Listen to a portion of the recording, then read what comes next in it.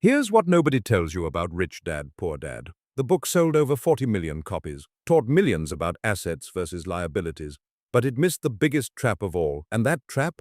It's sitting right between your ears. See, you can know all the right financial moves, asset allocation, portfolio management, compound interest, but if your brain is wired against you, you'll stay broke. And according to behavioral economics research, 87% of people are fighting their own psychology every single day without even knowing it. Let me show you what I mean. Imagine this.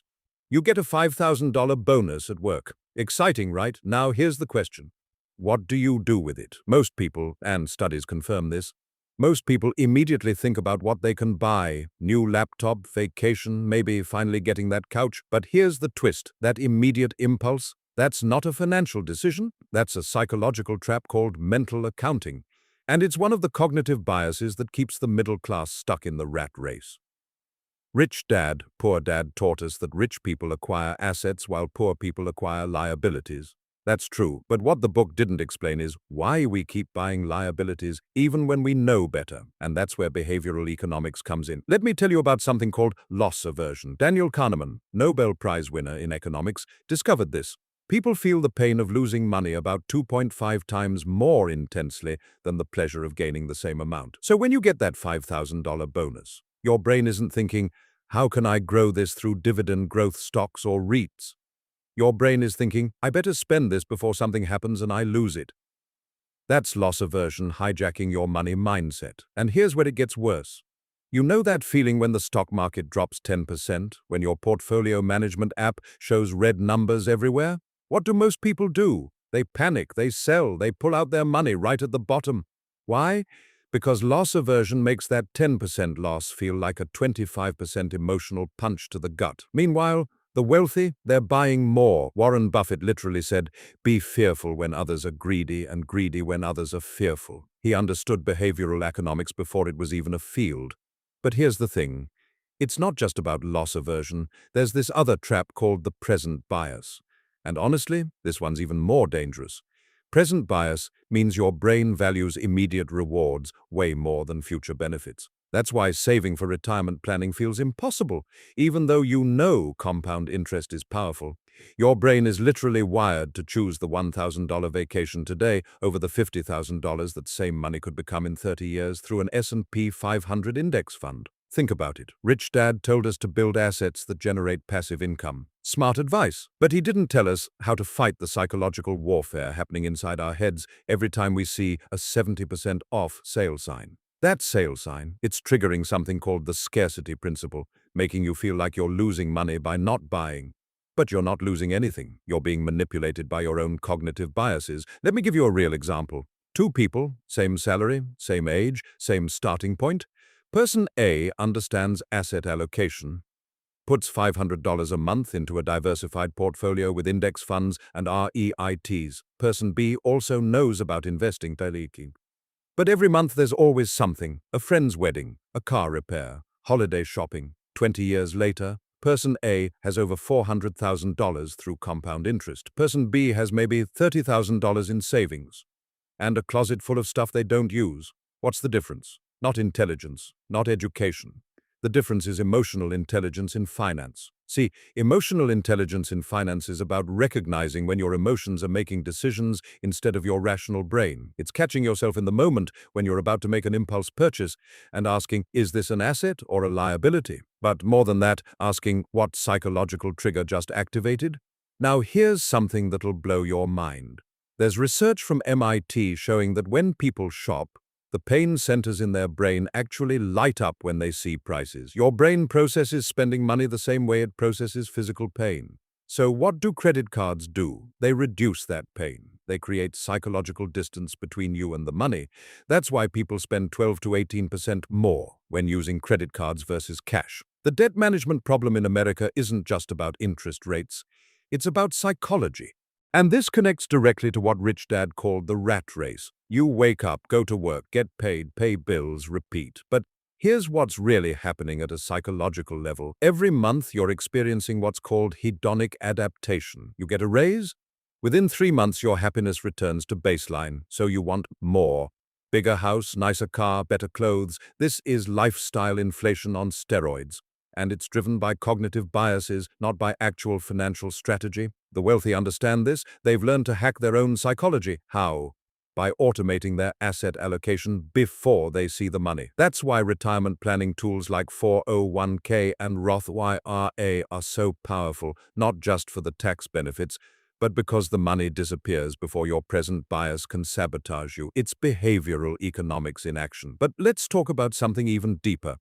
There's this concept in psychology called money scripts. These are unconscious beliefs about money that you learned in childhood, and they're running your financial life like invisible puppet strings. If you grew up hearing money doesn't grow on trees or rich people are greedy, guess what? Your subconscious is blocking you from building wealth. Even if you consciously want financial independence through the FIRE movement, your money scripts are sabotaging you. Dr. Brad Klontz, financial psychologist, studied this extensively. He found 4 main money scripts: money avoidance, money worship, money status, and money vigilance. Most people stuck in the rat race have money avoidance or money worship scripts. They either believe money is bad, or they believe money will solve all their problems. Both are psychological traps. Here's the scary part. These money scripts create something called confirmation bias. Your brain actively looks for evidence that confirms your existing beliefs and ignores evidence that contradicts them. So if you believe investing is risky, you'll remember every stock market crash and forget every bull market. If you believe I'm just not good with money, you'll focus on every financial mistake and ignore every smart decision. This is cognitive bias, literally preventing wealth building. But wait, there's more. Rich Dad taught us about good debt versus bad debt. Mortgages for rental properties, good debt, credit card debt for shopping, bad debt. Makes sense, right? But behavioral economics reveals why people still drown. It's called temporal discount. Basically, your brain discounts future costs. That $2,000 CD on a credit card, but better is not the $3,000 and stay up in the time. That's it. Your brain literally that setting better, but and it's better emotional intelligence than finance. When you develop emotional intelligence outside, it's not recognized. In the moment, you see the same. And instead of feeling urgency, you feel curiosity. Oh, that's scary. Right. Get the moment. And instead of thinking that you will how can I deploy this the maximum long-term compound interest? Let me show you how this works. The wealthy don't just sign and change that like phrase. How in something called repayment. Instead of seeing this as boring, they see it as a money print that pays the property. Instead of seeing a real estate investment trust complicated, they see it as collecting benefits faster. They literally rewire their reward system to get dopamine to start their portfolio management instead of them shopping. Now here's where it gets really interesting. There's this phenomenon called decision fatigue. Every decision you make depletes your willpower. That's why Steve Jobs wore the same outfit every day to preserve mental energy for important decisions. But what about your finances? If you're making 50 money decisions a day, should I buy this coffee? Can I afford this lunch? Should I check my portfolio? You're exhausting your willpower. And when willpower runs out, cognitive biases take over. The solution? Automation. Set up automatic transfers to your investment accounts, automatic contributions to your 401k, automatic payments to your high-yield savings account. This isn't just convenient, it's psychological warfare against your own present bias. You're removing decisions, which means you're removing opportunities for cognitive biases to hijack your wealth building. But here's the trap nobody talks about. Even when people start investing, they fall into what's called the action bias. This is the belief that doing something is better than doing nothing, so they check their portfolio every day. They try to time the market, they chase hot stocks, they constantly adjust their asset allocation. But research shows that the investors who check their portfolios less frequently actually perform better. Why? Because they're not triggering loss aversion with every market dip. They're letting compound interest do its thing. Think about this for a second. The S&P 500 index fund, one of the simplest investments, has returned about 10% annually over the past 50 years.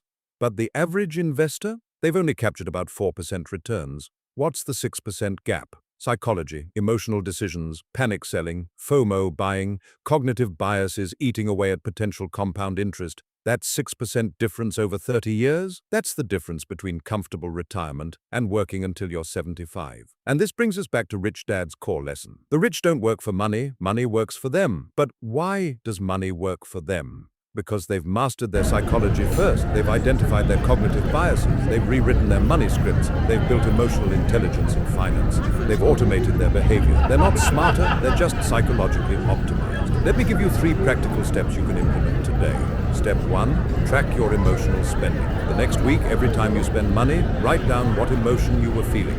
Bored, stressed, excited, angry? You'll start seeing patterns. Maybe you shop when you're stressed. That's a money script being triggered. Once you see it, you can interrupt it. Step 2, automate your asset allocation. Right now, today, set up automatic transfers. Even if it's just $50 a week into an index fund. The amount doesn't matter. The automation does. You're training your brain that investing happens first, not last.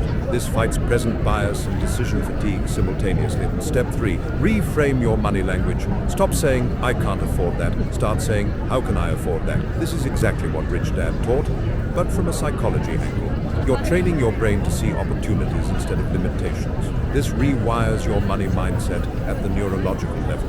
Here's the bottom line. Rich Dad, Poor Dad gave us the roadmap: assets good, liabilities bad, build passive income, escape the rat race. All true. But behavioral economics gives us the vehicle to actually follow that roadmap. Because knowing what to do and actually doing it, that's a $2.5 trillion gap. Literally. That's how much Americans have in credit card debt. They know debt is bad. But psychology overrides knowledge. So yeah, the psychological traps are real. Loss aversion, present bias, mental accounting, hedonic adaptation, decision fatigue, money scripts. These aren't just fancy terms. These are the invisible forces controlling your bank account right now. But here's the good news. Once you see the traps, they lose their power. Once you understand that your urge to check your portfolio during a market crash is just loss aversion, you can breathe through it. Once you recognize that the treat yourself voice is just present bias, you can negotiate with it. I'll treat myself after I invest 20% of this bonus. Once you identify your money scripts, you can rewrite them. The wealthy aren't superhuman. They're just psychologically aware. They've built emotional intelligence in finance. They've turned portfolio management from a chore into a game. They've made compound interest exciting. They've trained themselves to crave assets the way most people crave new shoes. And you can too, because at the end of the day, financial independence isn't about having the most money. It's about having the right psychology. It's about making your brain work for your wealth instead of against it. It's about recognizing that every dollar is a soldier. And cognitive biases are the enemy trying to sabotage your army. So drop a comment below. What's your biggest psychological trap with money? Is it loss aversion making you too scared to invest? Is it present bias making you spend instead of save? Is it lifestyle inflation keeping you in the rat race? Share your story, because recognizing the trap is the first step to escaping it. And if you found this valuable, if this changed how you think about money and psychology, hit that subscribe button, because I'm breaking down more behavioral economic secrets that the wealthy use but never talk about. Next video, we're diving into the paradox of choice and why having too many investment options actually destroys your returns. Trust me, you don't want to miss that. Remember, the richest people aren't the ones who make the most money. They're the ones who've mastered their psychology. Now you know the game. Time to play it better.